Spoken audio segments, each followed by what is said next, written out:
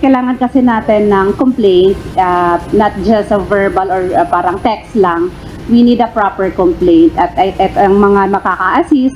So we have the PNP, di ba, the offices that I've mentioned kanina, and they can also file with the law department. Pwede naman.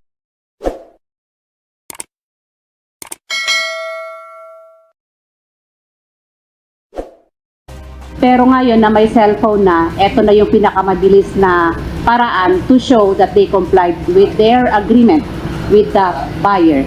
But since it is prohibited and the vote buying and vote selling is in itself prohibited, mas lalong bawal yun.